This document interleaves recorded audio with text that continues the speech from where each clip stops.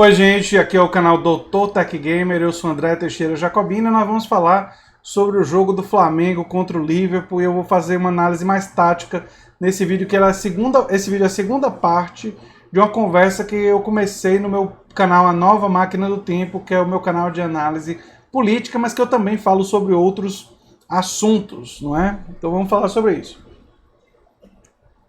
Bem, o jogo ele foi um jogo bastante interessante. O Flamengo começou sendo dominado, como eu digo no meu vídeo anterior, né, com várias chances para o Liverpool. Depois ele passou a dominar, fez a marcação alta e conseguiu evitar que a bola longa do Liverpool, que o Liverpool usou várias vezes com precisão, ele conseguiu a maior parte do jogo evitar que essa bola longa virasse, se transformasse em gols. E só na prorrogação a bola longa para o Mané virou um gol do Roberto Firmino, né? Então o Liverpool ele usou da bola longa, mas o Flamengo com a marcação avançada conseguiu pela maior parte do jogo equilibrar o jogo e criar muitas dificuldades para o Liverpool. Acho que isso dá um ensinamento para os times brasileiros que para enfrentar um grande time europeu a solução não é uma retranca, não é sempre jogar lá atrás e todo mundo lá atrás, uma linha de 4, uma linha de 5 e um atacante, muita marcação e tal, você atraindo o time para o seu campo. O Flamengo marcou na frente, bloqueou, criou dificuldades e em alguns momentos, até no primeiro tempo, sufocou o Liverpool. Então acho que essa é uma coisa bem interessante.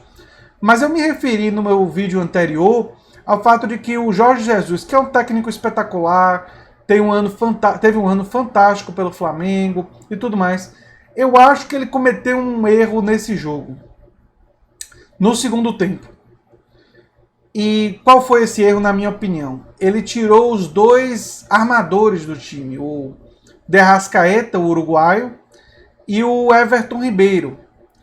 E se vocês prestarem atenção, depois da saída do De Arrascaeta e do Everton Ribeiro, o time do Flamengo perdeu muito a posse de bola, a troca de passes, a capacidade de dominar o time do Liverpool pela posse de bola. E acabou, no segundo tempo, sendo sufocado. É claro que a intenção dele era boa. Qual era a intenção dele? A intenção dele era colocar o Vitinho e o Bruno Henrique usando da velocidade nas costas dos laterais, tentar chegar ao gol. Então ele, enfim, eu entendo o que é que ele pensou.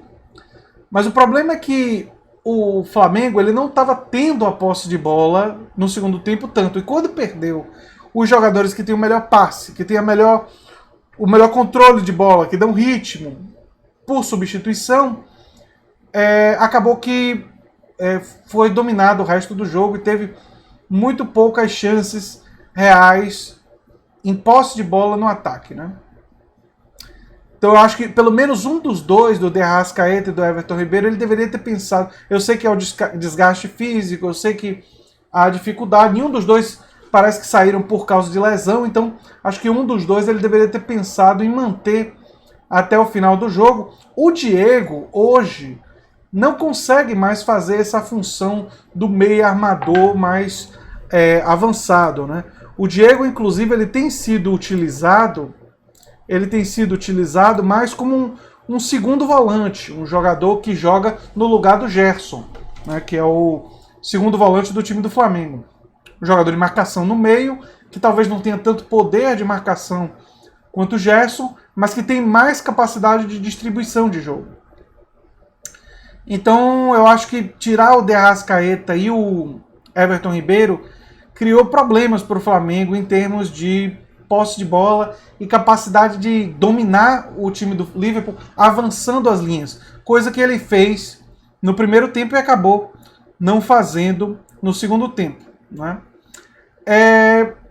Ficou muito claro também para mim que a distância técnica entre o Flamengo e o Liverpool não era assim tão grande. Ela existe, o time do Liverpool tem jogadores mais qualificados, mas nós não estamos falando de uma distância assim abissal, gigantesca, intransponível. O jogo foi equilibrado, né? Eu acho que o jogo também mostrou um jogador jogando no futebol brasileiro mas com nível europeu e com uma velocidade realmente incrível, que é o Bruno Henrique. Quer dizer, o Bruno Henrique pode não ter conseguido fazer o gol, mas ele ganhou disputas individuais contra vários jogadores do Liverpool, no 1 contra 1. Mais velocidade, com habilidade, gerou perigo em diferentes circunstâncias. É realmente um jogador bem acima da média e é um jogador para se pensar em Copa do Mundo. Eu acho que, não digo necessariamente como titular, mas é um jogador que você não pode abrir mão dele pensando em Copa do Mundo. Eu acho que é uma opção boa que o Brasil ganhou, né? Uma coisa que eu também não consigo entender direito é como é que o De Arrascaeta não é um titular assim absoluto da seleção uruguaia. Há um bom tempo ele deveria ser. Eu não consigo entender direito o que é que passa pela cabeça dos técnicos uruguaios, porque um Uruguai com De Arrascaeta, Suárez e Cavani é um senhor ataque, né? Ele armando pro Cavani e pro Suárez é um ataque realmente de muito respeito, que teria uma parte ofensiva, né, muito boa do time uruguaio. Falando sobre a derrota em si, ela poderia ter acontecido como poderia ter sido a vitória do Flamengo. Eu acho que fica uma lição nessa final para os times brasileiros aprenderem com o Flamengo a ter mais coragem. Que a coragem no futebol, ela pode e muitas vezes é recompensada se ela tiver somada a talento e a capacidade. Eu vejo às vezes times brasileiros que têm elencos com algumas boas peças de talento, talvez não no nível necessariamente que o Flamengo conseguiu reunir, mas não são times tão fracos assim, e que às vezes jogam um futebol muito burocrático.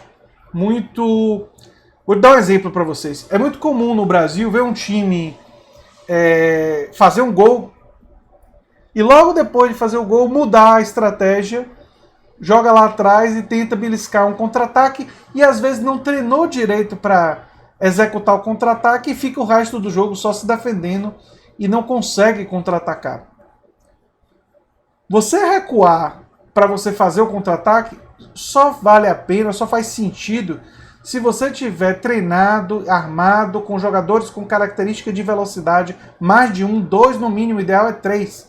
3 jogadores de velocidade e jogadores com capacidade de fazer lançamento de bola longa, como o Liverpool tem. O Liverpool usou muita bola longa durante esse jogo e o Flamengo teve capacidade da maior parte do jogo de evitar o gol, mas eles usaram bastante. Então, mas o futebol brasileiro, os times brasileiros, eles recuam sem ter uma estratégia clara de contra-ataque. Então, às vezes, e isso reduz às vezes o seu time, caso do time do Flamengo, por exemplo, é um time que não é talhado para jogar no contra-ataque. O Flamengo é um time que foi construído pelo Jorge Jesus, esse é um grande mérito dele, para jogar sufocando o adversário. Para jogar... Não é? E quando faz o contra-ataque usando a velocidade principalmente do Bruno Henrique ou do Gabigol, que não é um jogador assim tão rápido, é um excelente finalizador, mas não é um velocista, ele faz isso com passes corretos e rápidos e usa principalmente a velocidade de um jogador, que é o Bruno Henrique, e as linhas mais próximas.